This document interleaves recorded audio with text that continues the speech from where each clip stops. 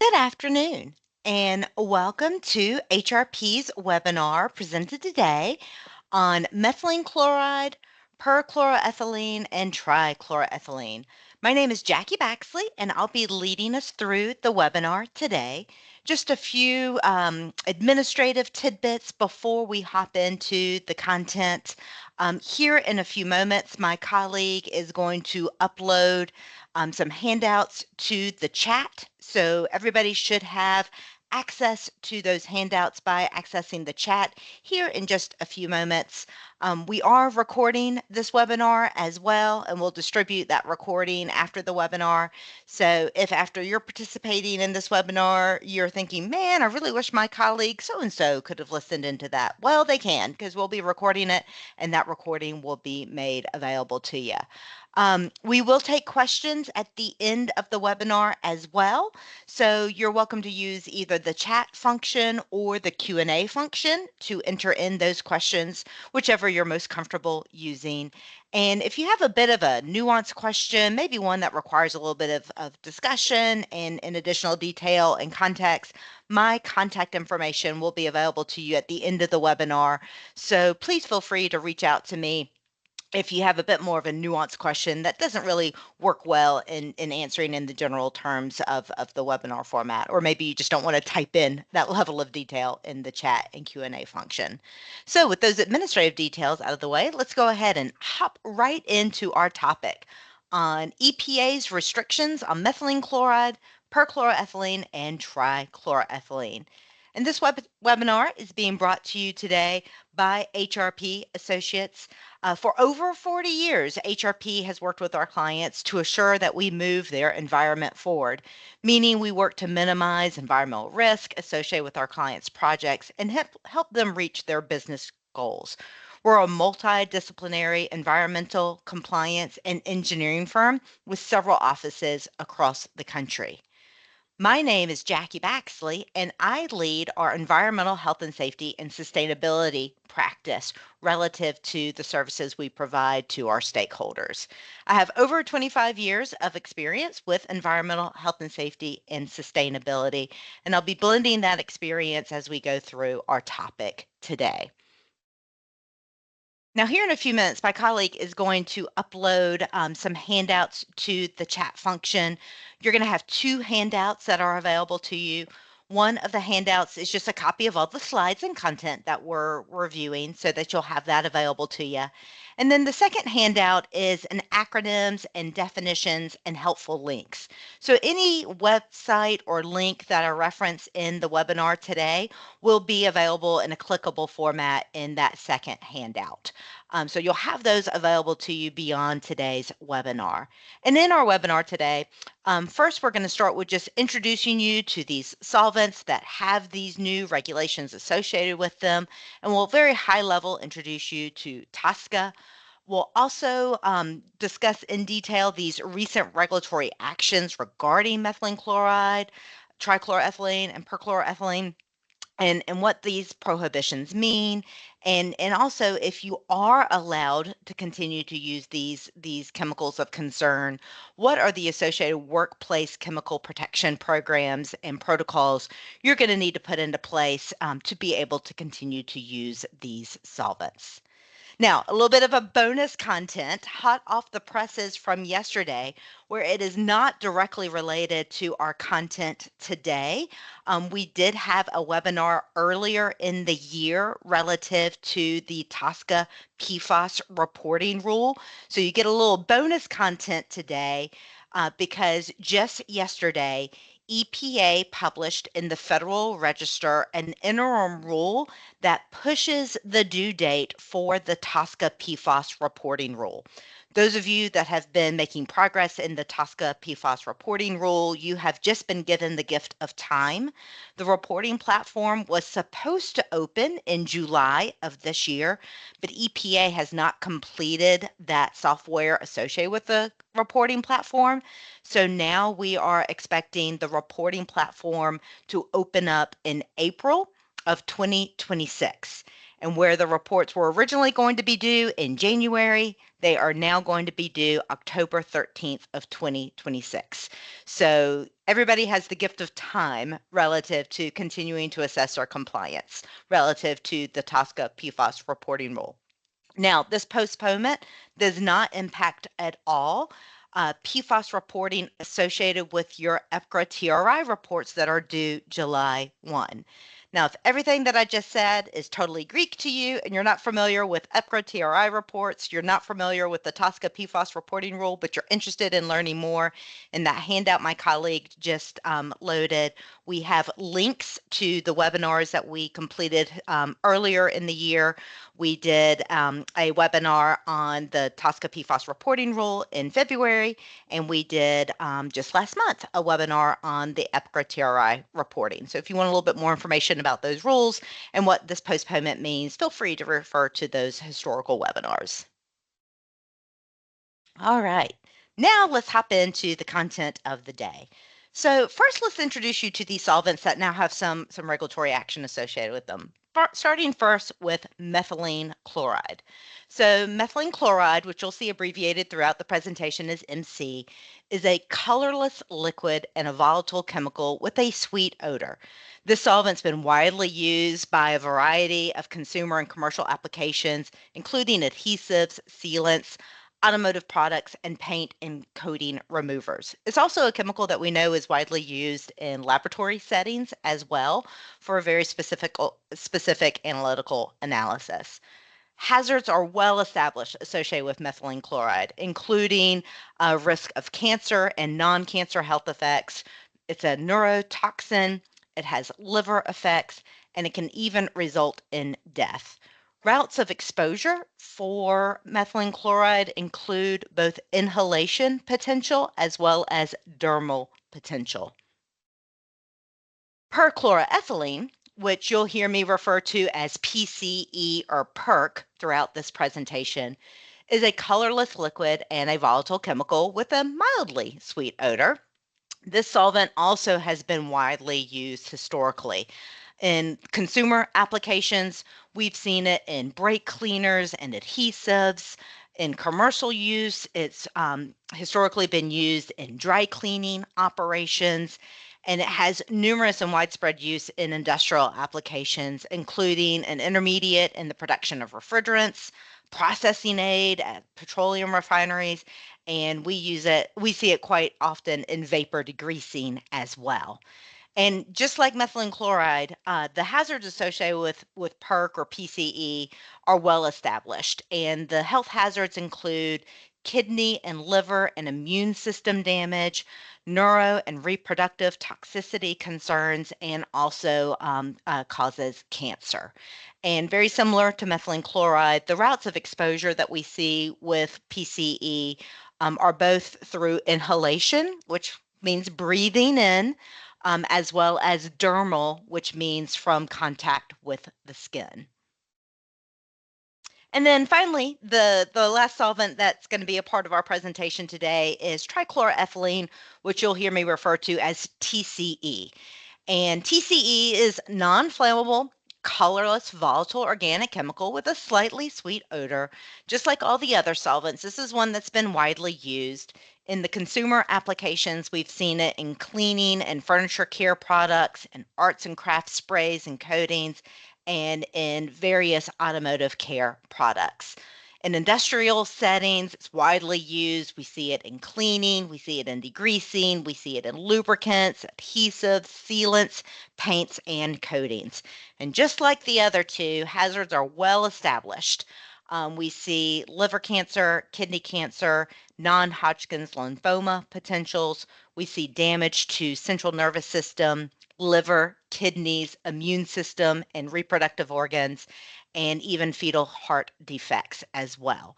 And just like the other two, we can potentially be exposed to TCE through inhalation, breathing in, or dermal, touching the skin.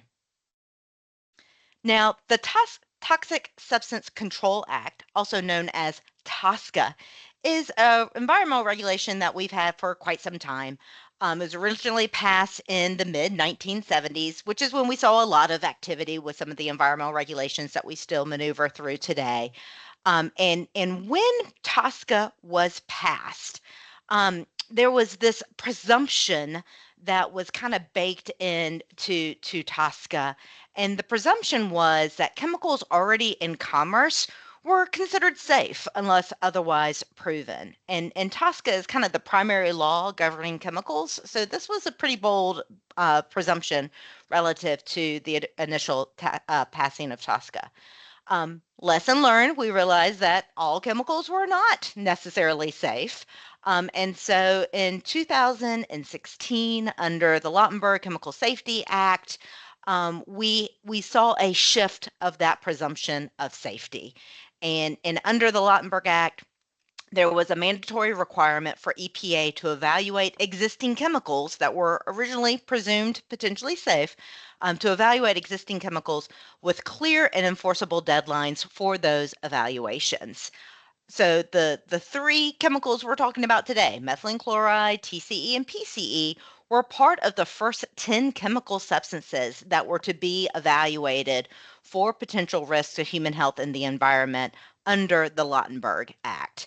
And then as a part of the Lautenberg Act, if through these risk evaluations, if it was determined that the chemical posed an unreasonable risk of injury or health or the environment under the conditions of use, then EPA must, through law, provide regulatory requirements relative to those chemicals. And so that's what we're seeing today with these three, and that's what we'll be presenting to you today with these three, are the rules that EPA has passed because these chemical substances, methylene chloride, TCE, and PCE, have been deemed to pose an unreasonable risk.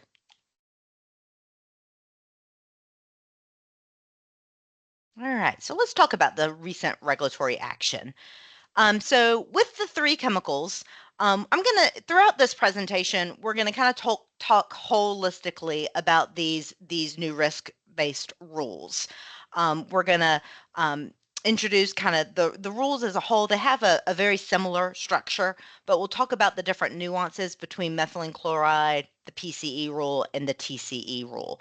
So all of these have been codified within the Code of Federal Regulations. If you're not familiar with the Code of Federal Regulations, it's where we can find all of our environmental rules and regulations in Title 40 of the Code of Federal Regulations. And each one of these rules you will find in 40 CFR Part 751. Subpart B is where we'll find the rules regarding methylene chloride. Subpart G are the rules regarding PCE, and Subpart D, the rules around TCE. Now, the methylene chloride rule is what we call a phase out rule. So it's not a complete ban. There are some applications that are going to be banned, but there are some applications that are going to be allowed to continue. Now, also relative to the methylene chloride rule, there is a regulatory threshold. And what we mean by that is methylene chloride has to be in the chemical or product at 0.1% or more for it to be subject to this rule. In other words, if methylene chloride is in a product less than 0.1%, it's considered de minimis and not subject to this rule. The effective date of the methylene chloride rule was from last year. Last summer was when the methylene chloride rule went into effect. So this one's a little bit more established relative to the implementation dates and what we'll be talking about today.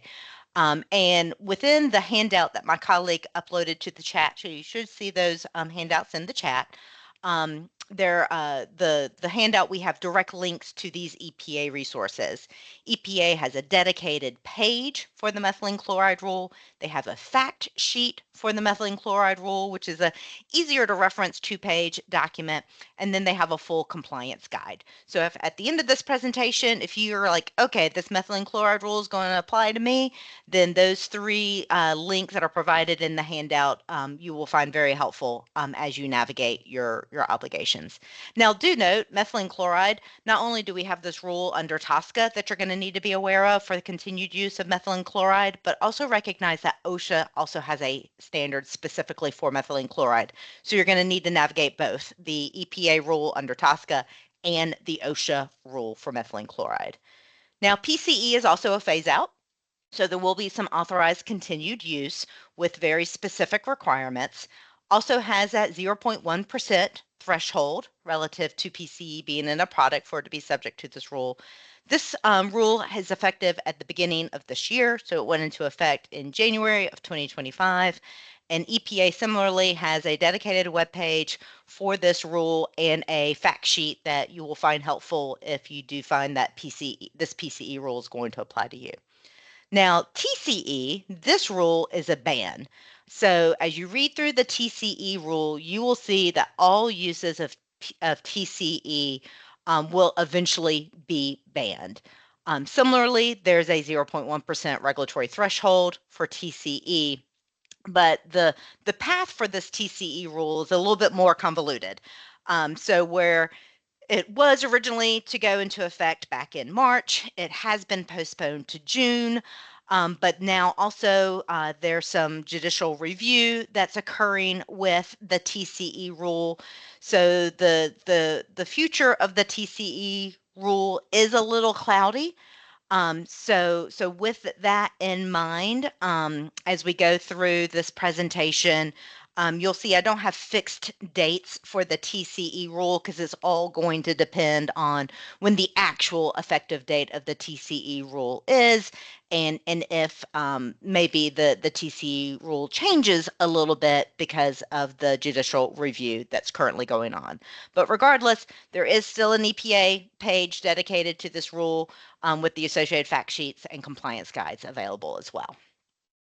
Now, each of these rules is organized similarly. So if you read through these rules, you will see that they are structured with a staggered implementation dates according to kind of the life cycle perspective of the product.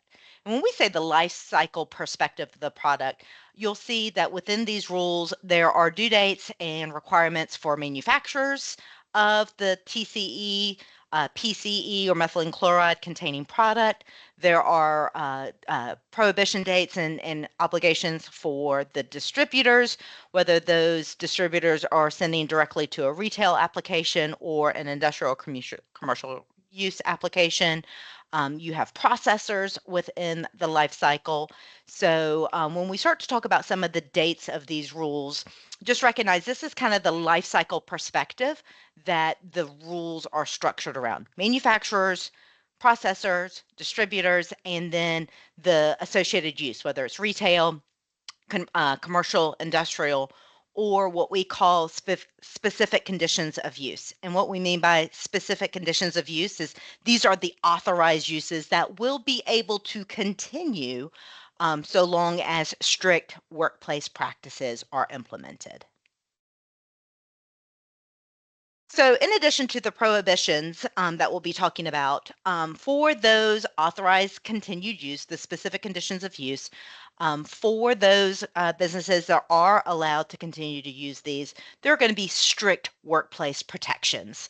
We will, in the next section, we will go through what those workplace protections are.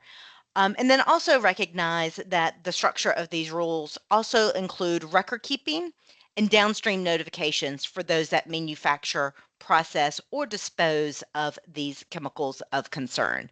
What you see there on the screen is just a snapshot of what some of the required language is, the downstream notification language. This one is specifically from the methylene chloride rule.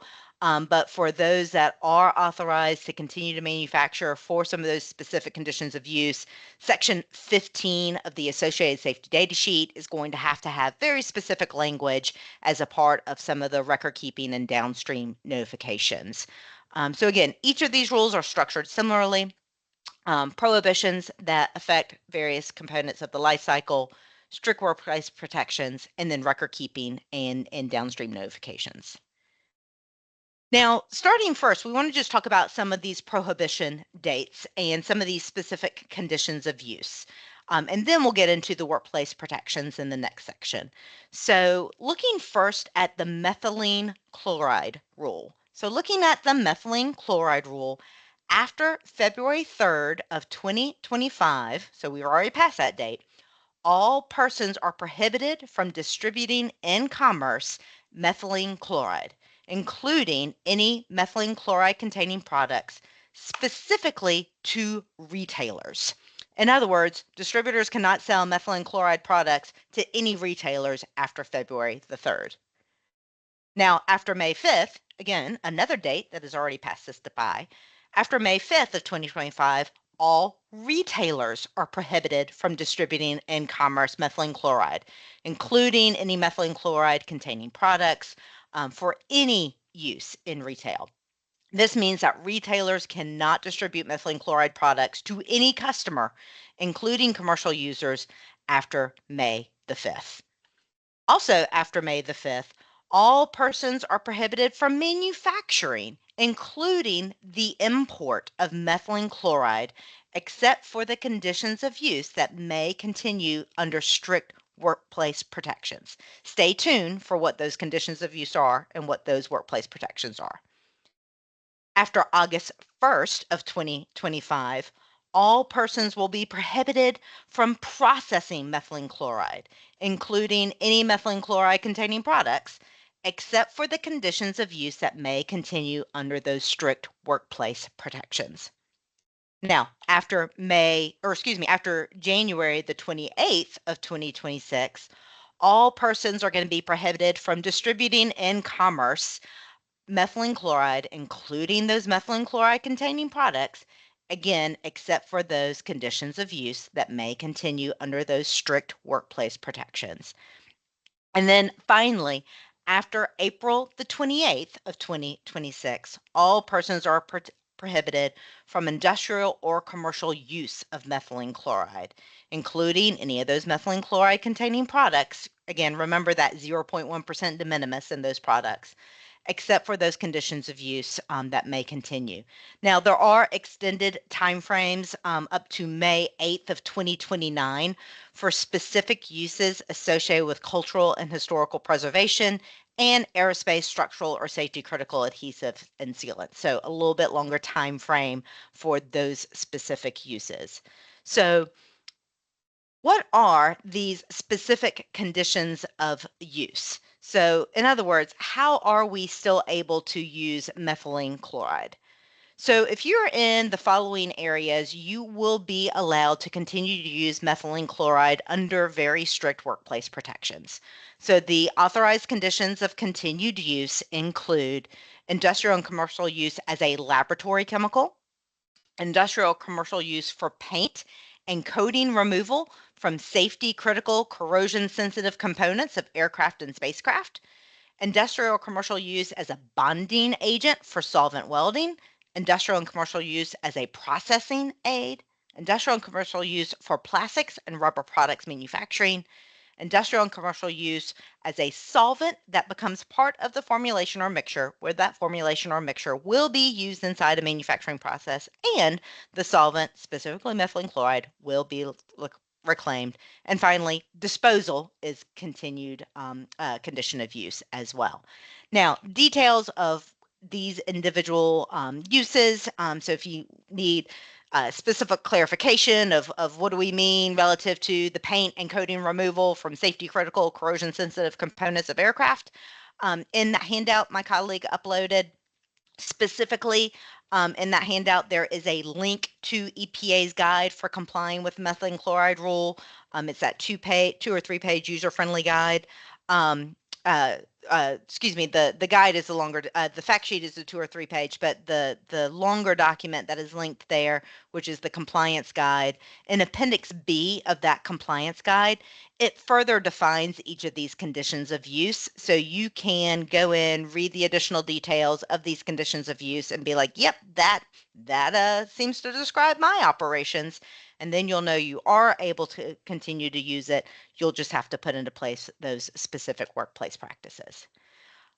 Now, also for the conditions of use for methylene chloride, those in the manufacturing part of the supply chain, that is manufacturing those methylene chloride products for those conditions of use, are continued to be authorized. But if it's a manufacturer that is manufacturing them for other purposes, then that May 5th, 2025 prohibition ban stands.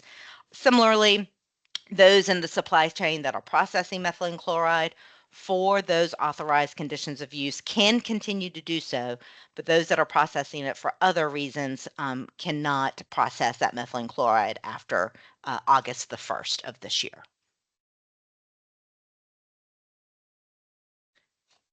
All right, so let's talk about the PCE rule next. So, PCE rule again is structured similarly with these prohibition bans, and also the PCE rule does have those specific uses that are authorized, which we'll talk about in a minute.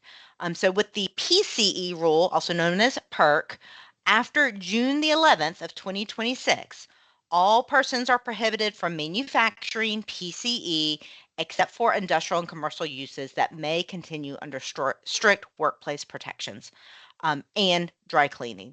One thing that's important to note when I say the word manufacturing, I mean importing as well. So manufacturing includes import. So after June the 11th of 2026, persons are prohibited from manufacturing and importing PCE and these PCE products for those industrial commercial uses, except for those that are authorized for continued use or dry cleaners. After September the 9th of 2026, all persons are prohibited from processing PCE, including those PCE containing products, except for those industrial and commercial uses that can continue under those strict workplace practices. After December 8th, all persons are going to be prohibited from distributing and commerce PCE and PCE containing products to retailers other than those that are associated with dry cleaning.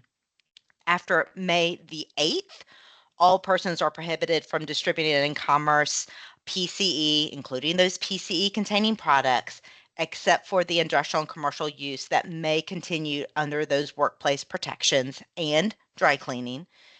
Also, after May 8th of 2027, all retailers are going to be prohibited from distributing and commerce any of these PCE containing products. After June the 7th of 2027, all persons are going to be prohibited from industrial commercial use of PCE, except for those that are going to be authorized for continued use and dry cleaning. So, what are these continued specific uses, and what specifically is going to be authorized or eventually prohibited relative to dry cleaning? So, relative to dry cleaners, if we have any dry cleaners on the line, June 16th of 2025, you're going to be prohibited from using PCE in newly acquired dry cleaning machines. After December the 20th of 2027, you're going to be prohibited from use of dry cleaning and related spot cleaning in third generation machines relative to these PCE and PCE products. And then relative to the PERC, the PCE products, after December 19th of 2034, so roughly about 10 years or so out, you're going to be prohibited from PERC in all dry cleaning and related spot cleaning. So there will be eventually a ban for PCE in dry cleaning. It's just a bit of a phase out approach here with about a 10-year lead time until it's completely banned from dry cleaning. Now, the conditions of use, so those in industry and commercial uses, these are the 7 or so continued conditions of use. Remember, if you're going to be using them in these uses, there will be very strict workplace practices that we'll talk about in the next section. So, PCE can be continued to be used in industrial and commercial uses as a solvent for open top batch vapor degreasing, as well as closed loop batch vapor degreasing. Also, industrial and commercial use as a maskant in chemical milling, or as a solvent-based adhesive and sealant, or processing aid in catalyst regeneration in petrochemical manufacturing, processing aid in sectors other than petrochemical manufacturing. Also, industrial commercial use as a cold cleaning of tank vessels. And then lastly, disposal is still going to be authorized. And then similarly to what we saw in the methylene chloride rule, manufacturing and processing do have those prohibition dates that are going to take effect unless it's being manufactured relative to these authorized use. So manufacturers will be able to continue to manufacture so long as it's being used for one of those conditions of use authorized on the previous page. Otherwise, there's going to be a ban starting June the 11th of next year. Similarly, processing is going to be banned after September the 9th of 2026 unless it's supporting one of those previously stated conditions of use. Now, the PCE rule does have two other kind of sidebar requirements or authorizations. So those of you on the line that might be associated with laboratories, PCE, there are workplace requirements for laboratory use. So after December the 15th of this year, laboratories can continue to use PCE. However, they must install laboratory ventilation devices, make sure those laboratory ventilation devices are working appropriately, and provide dermal protection for those laboratory settings. So if you're on the line and you're associated with laboratory use and you're using PCE, then I'll point you to the PCE rule and specifically the workplace requirements for laboratory use. Similarly, if you're on the line and you're in an industry that uses energized electrical cleaners, there are workplace requirements for energized electrical cleaning use of PCE. And after March the 13th of next year, you're going to have to self-certify to the rule and implement specific controls for purchase and use as an energized electrical cleaning. So there's a whole section of the regulation for laboratory use and a whole section of the regulation for the energized electrical cleaner use of PCE. And then similarly, looking at the registration, I didn't see anybody on the line from NASA, but PCE rule has a 10-year exemption for NASA relative to emergency use. And then finally, we get to the TCE rule. And again, this one is kind of circled in uncertainty right now due to some court action. So we really don't know what the prohibition dates are yet due to the court action. But as the rule is currently written and published, TCE will eventually be banned in all uses. But just kind of stay tuned as we see what the result of that court action is going to be. There are some, instead of the specific conditions of use like we saw for methylene chloride and PCE, the TCE rule is currently structured to where there are specific conditions of use that are temporary. They just have longer phase out times. And if you're in those categories, you're eventually going to have to phase out the TCE, and you're going to have to implement the workplace practices until that time that you do phase it out. All right. So let's talk about these workplace chemical protections. So if you're using methylene chloride in one of those continued authorized uses, if you're using PCE in one of those continued authorized uses, what are you going to have to do to protect those potentially exposed people from the hazards? Remember, the whole reason why we have these rules is because these chemicals pose an unreasonable risk. So how are we going to protect potentially exposed persons from those unreasonable risks? And that takes us to these workplace chemical protection programs. So the workplace chemical protection program, each of the rules are kind of structured similarly. They all have exposure limits that you're going to have to do exposure monitoring to make sure you're below the exposure limits. If you're not below the exposure limits, then you're going to have to put into place what we call like regulatory areas and specific controls. We're going to have exposure control procedures and plans we're going to have to implement. We're going to potentially have respiratory protection, especially if we are not below those exposure limits. We're going to need to have dermal protection because remember, each of these chemicals of concern, the routes of entry are both inhalation as well as dermal. So we're going to have dermal protection, and then we're going to have training. And so in this section, you'll just see these side-by-side comparison of what these limits are, what these regulatory dates are, depending on which of these chemicals that you might be using at your facility.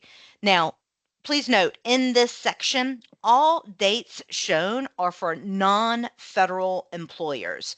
There are longer compliance dates for federal agencies and federal contractors acting on behalf of the federal government. So the dates that I have here are for those non-federal employers. If you find yourself in that federal agencies or federal contractor acting directly on behalf of a federal agency, then those longer deadlines, you can refer to those handouts that are linked, those websites that are linked in the handout. All right, so methylene chloride. Methylene chloride is going to have what we call an ECHL. ECHL is the acronym ECEL, which stands for Existing Chemical Exposure Limit. So methylene chloride is going to have an existing chemical exposure limit of 2 parts per million over an 8-hour time-weighted average. Methylene chloride also has an action level of 1 part per million over an 8-hour time-weighted average, and also has what we call a short-term exposure limit, or STEL, of 16 parts per million over 15 minutes. If any of you are on the line are familiar with the OSHA standard for methylene chloride, you will recognize these limits as much lower than what OSHA currently has for methylene chloride. So if you're using methylene chloride in one of these conditions of authorized use, you're going to have to monitor your employee exposure, those potentially exposed persons. You're going to have to do your initial monitoring by May the 5th. So that's a date that's already come and gone.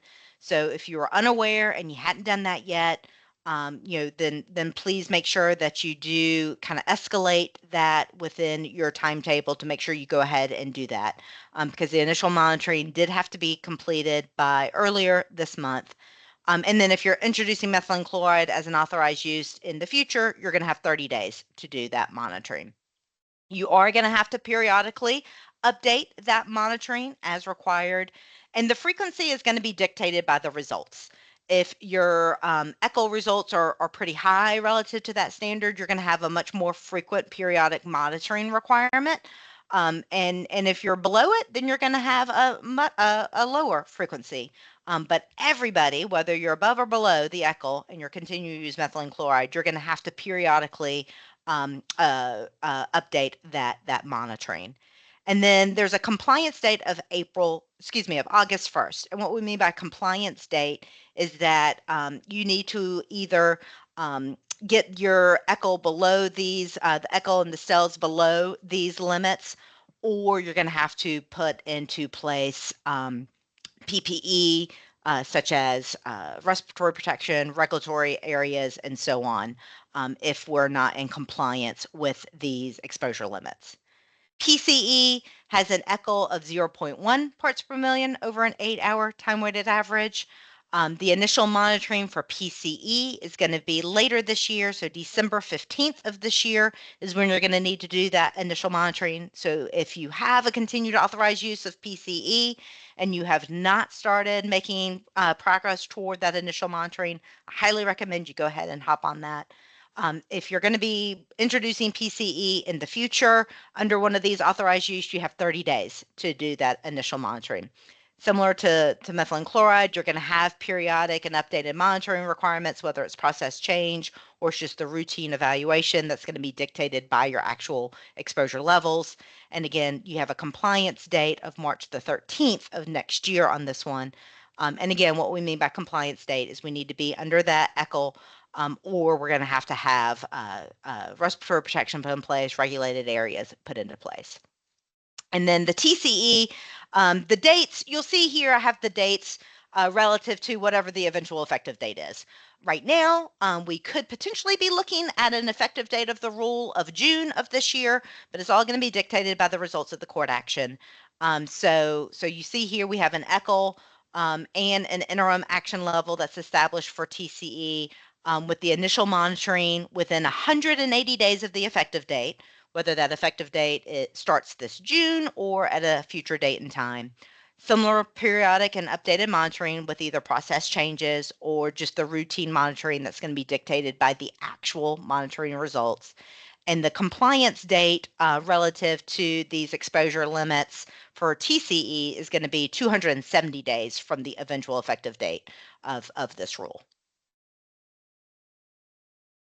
So exposure monitoring needs to be completed using established industrial hygiene monitoring practices and test protocols. here at HRP, we kind of had an internal meeting with one of our labs relative to these rules about a couple of weeks ago.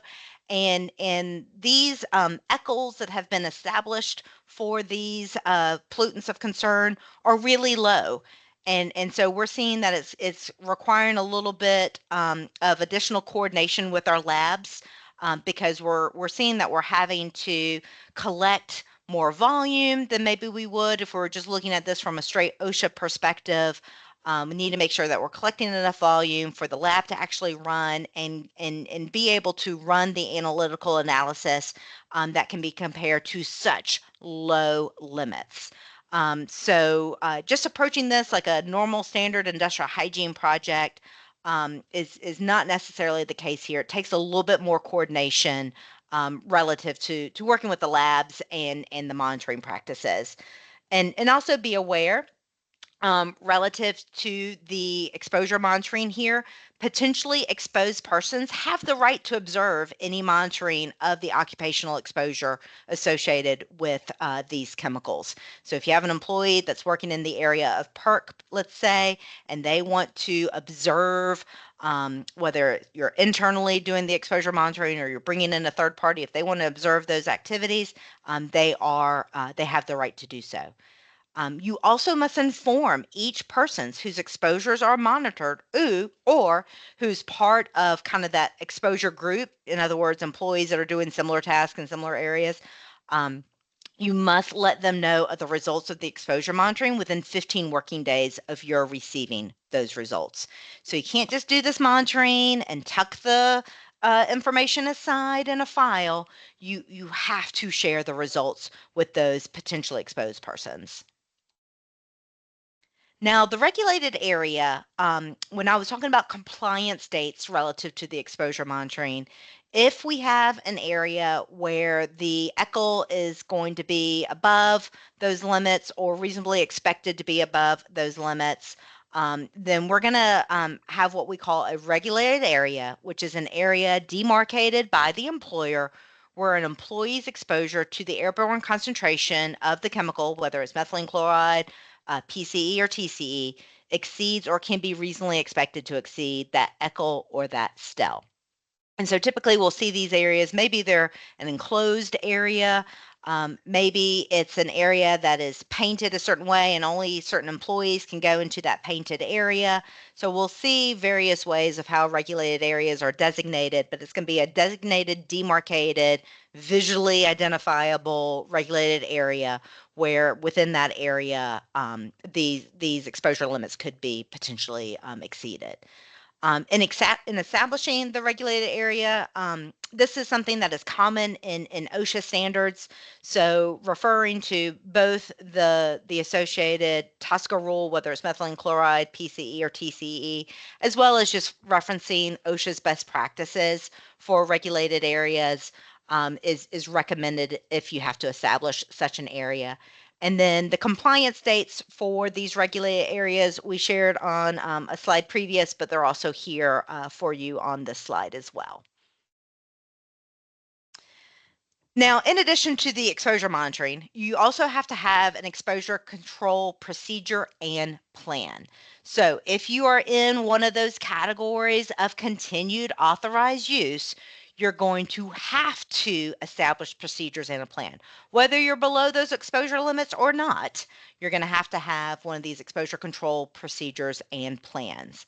So continued under the authorized use, one must institute one or a combination of controls. If you can't demonstrate exposure below that ECHL, then you're also going to be implementing a respiratory protection program in those regulated areas as well. And when we say you're going to have to institute a combination of controls, within the health and safety arena, we speak of the hierarchy of controls.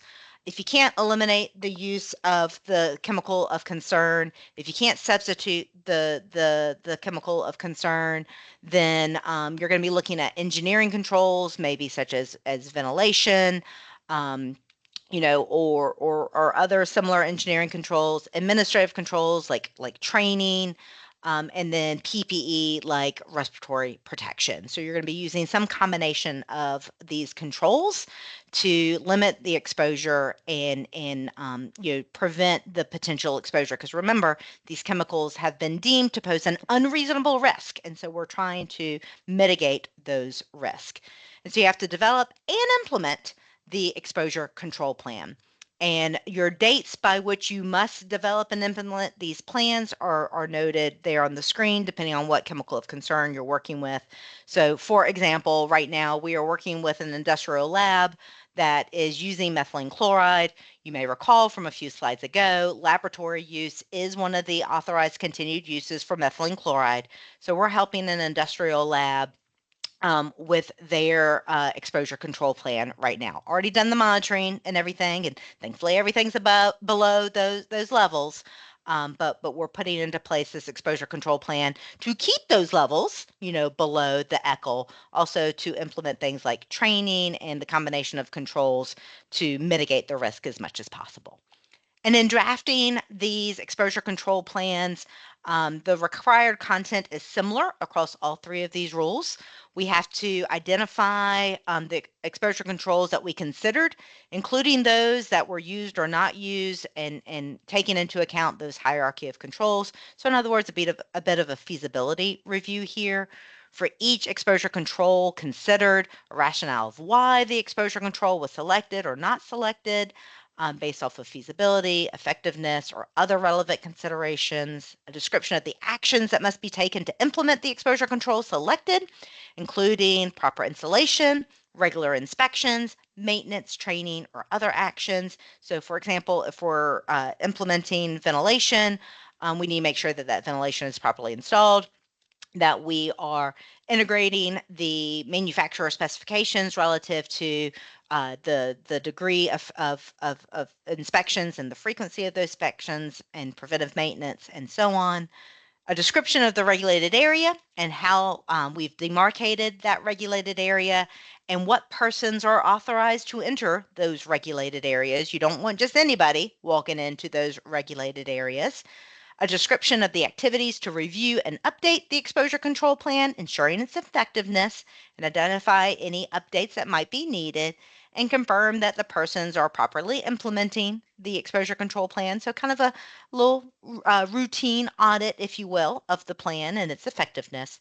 And then finally, management of change protocols for changes associated with the regulated chemicals. So, if we're using one of these chemicals in a continued authorized use, and we somehow have some type of process change, whether we're running the equipment more often or running the equipment in a different way, we need to make sure that we're capturing those changes through a management of change procedure, and we're updating our exposure monitoring as a result of those changes. Please note you cannot use job rotation to apply with the ECHLs, so you cannot bake in job rotations to these plans. The plans must be maintained, and the effectiveness of the controls instituted. You're going to have to review the plans at least every 5 years, but more frequently with changes. And you must let potentially exposed persons know of the availability of the plan, specifically in a language they can understand, within 30 days of that plan being completed, and then annually thereafter. Remember, these solvents or these chemicals of concern have both inhalation hazards as well as dermal protection. So, depending on the contaminant that you might be particularly using, whether it's methylene chloride, PCE, or TCE, you see here that there are specific dermal protections that have to be implemented by specific dates. So, for example, if you're using PCE, you're going to have to specifically separate, distance, or physically remove or isolate the person from direct contact by March the 13th of 2026. Where with methylene chloride and TCE, they're allowing PPE. But you'll notice here under the PCE rule, they're essentially saying you have to use either engineering controls or administrative controls to specifically separate or distance from the dermal contact of PCE. Respiratory protection if required. So if we have not met those exposure limits and we're having to put potentially exposed persons into respiratory protection, we're going to need to provide that respiratory protection in those regulated areas within 3 months of monitoring or an indication of the exceedance. And just make sure that you're referencing the OSHA program for respiratory protection, which is going to include medical evaluation. It's going to include fit testing. It's going to include proper selection of the respiratory protection. So it'll be a completely additional regulatory program you'll need to make sure that you're dotting the I's on and crossing the T's on.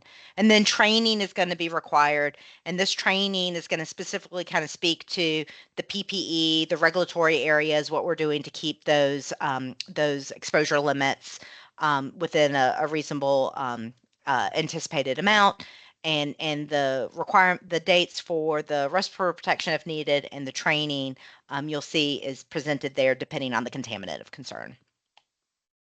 So this slide here is just kind of a snapshot for each chemical of concern, what the dates are for the initial exposure monitoring, what the date is for ensuring that we're in compliance with that ECHL and establishing regulatory areas or PPE if needed, and then the date of the required exposure control plan, including the implementation and notification of the plan. So all of that is just kind of highlighted here on one page for you. And then kind of wrapping up here is just the record keeping associated with this rules. No environmental health and safety rule is complete without some type of record keeping requirement. So you're going to see a 5-year record retention requirement associated with these rules. And the records that are going to be required to maintain is going to kind of depend on where you fall in that life cycle perspective. If you're a manufacturer, distributor, processor, you're going to have shipping records as a part of your record keeping. If you are a user, an authorized user, your record keeping is going to be associated with things like your exposure control plan, your proof of plan implementation, your PPE records, your training information, your monitoring results. And you know, again, if you're in that distribution side, you know, part of your record keeping is going to be the downstream notifications that are required. So your record keeping is going to depend on where you fall in the supply chain or in the life cycle perspective. Just make sure that you are putting into place practices to keep those records for at least 5 years. So kind of wrapping up here with some of our final recommendations, and I see we've got a few questions that have come through. So even if it takes us a little into overtime, I'll be sure to answer each of your questions.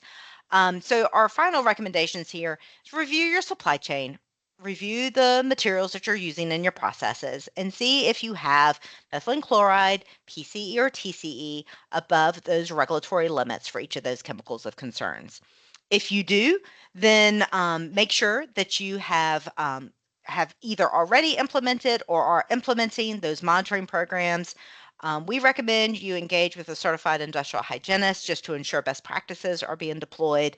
But make sure that you are doing those initial monitoring, you're evaluating the results of that monitoring, and you are implementing controls as appropriate based off of that monitoring. Also, if you find that you have these chemicals, you know, most importantly, read and familiarize yourself with the rules themselves. In one of the handouts, we have the links to all the resources, whether it's the 2-page fact sheet or the more robust compliance guide. Make sure you familiarize yourself with that content. Ensure you have a good process change procedure in place that accounts for introducing new chemicals so that you can identify maybe you've got one of these chemicals that's coming in, or if you know you're already using these chemicals, have a good process change procedure in place. So if you do make some type of process change, you're able to reevaluate your controls, you're able to reinstitute your monitoring, so you can make sure that you are continuing to mitigate the potential risk to those employees. And then stay up to date relative to other chemicals under risk review. These 3 are not the only ones. When the Lautenberg Act was first passed, there was an initial 10, and more chemicals will be added. So just as info, where we talked about methylene chloride, TCE, and PCE, there's also a final risk management rule for carbon tetrachloride. It's organized very similarly to these rules we talked about. So if you're using carbon tetrachloride, recognize that most everything that I said today about the other chemicals could also apply to carbon tetrachloride, and familiarize yourself with that rule. The ones that are have proposed rules out that are similar to these we talked about today are 1-bromopropane, CI pigment violet 29, and N-methylpyrrolidine. I think I said that one correctly. I am not a chemist. And there are others, chemicals that are in various phases of their risk evaluation, and depending on the results of those risk evaluations, may or may not have final risk management rules associated with them. So we have both in your handout, and you see there on the screen, just EPA's website that is designated to all these chemicals that are in some phase of the risk assessment. All right, so I'm about to take a look at the questions that have been rolling through here. But I'm going to leave just this slide showing as I read and review some of these questions, just our upcoming webinars, in-person training, and online training that's available should you have other topics of interest. So feel free to access hrpassociates.com training for additional upcoming training opportunities. And actually, I'll leave it on the slide as I go through the questions, so you'll see my direct contact information if you have a question that you just didn't feel like typing in. So give me 2 seconds here as I catch up on these questions that have been entered into the chat. So in terms of having exposure monitoring and control practices, how do we prioritize between OSHA versus EPA? Even if the result shows less than OSHA but more than EPA, do we still have to have respiratory programs in place? Yes. So when there is conflict between the OSHA limit and the EPA limit, you go with whatever limit is the lowest. So if you are currently in compliance with OSHA, great. But if you're not currently in compliance with these ECHLs under these rules, then recognize you're going to have to put into place all of the protections that are noted in these TSCA rules. So even if you're in compliance with OSHA, but you're not in compliance with these ECHLs, if you're above the ECHL, yes, you're going to be putting your employees into respiratory protection. And yes, that means all of what is necessary under an OSHA respiratory protection program. We have a question here. This one is specific to methylene chloride, but I'm going to answer this relative to all three. If methylene chloride or PCE or TCE rule, does it apply to all chemicals that contain that material or only 100%? It is all products that contain. And if you give me 2 seconds here, I'm going to jump back to a slide. The regulatory limit, it just happens that in these three rules, the regulatory threshold is the same.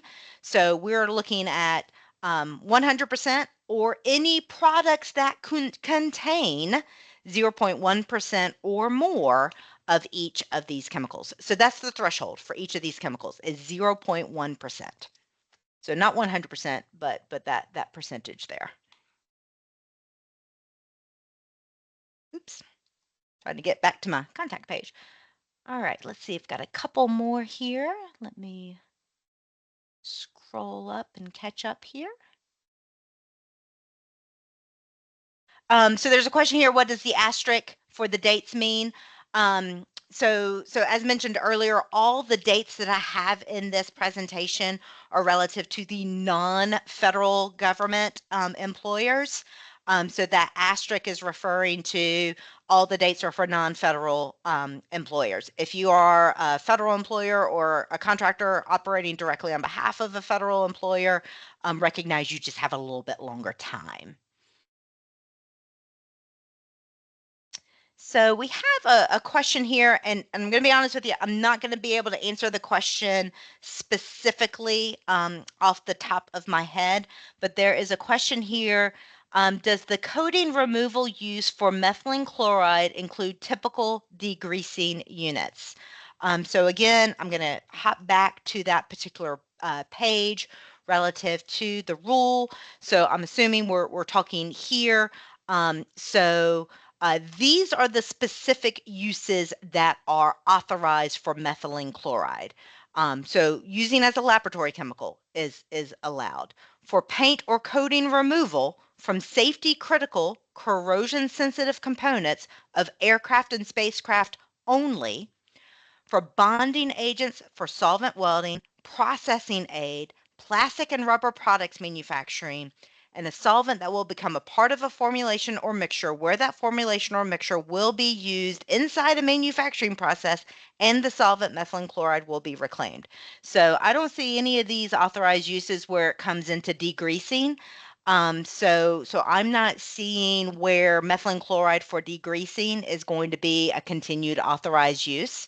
But if you think degreasing might be baked into one of these continued authorized uses, then I encourage you to look at Appendix B of EPA's guide for complying with the methylene chloride rule, just to see if there is any indication there. But I'm not seeing where methylene chloride can be continued to be used for degreasing.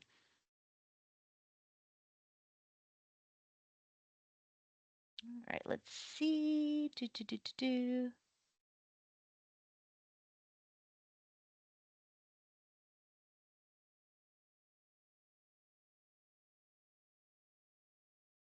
So, we've got a question here, and I'll just be honest, I don't think anybody can answer this right now. Relative to the litigation process under TSCA and what that will mean, I can't tell you. I wish I could predict, but I just can't. The only rule that I understand to be tied up in court action is the TCE rule. I have seen nothing where there's any pause or any breaks applied to the methylene chloride or the PCE rule. The only rule that I understand as being tied up in court action and uncertainty is the TCE rule. Your guess is as good as mine is what's going to play out relative to that. So just stay tuned. Um, Got another question here relative to demarcating the regulated areas. Is there best practices? There are best practices. OSHA has a lot more information and guidance relative to establishing regulated areas.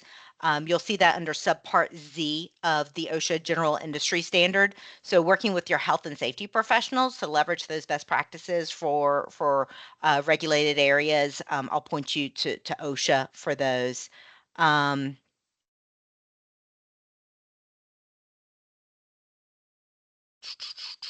So, asking here about what type of gloves for methylene chloride.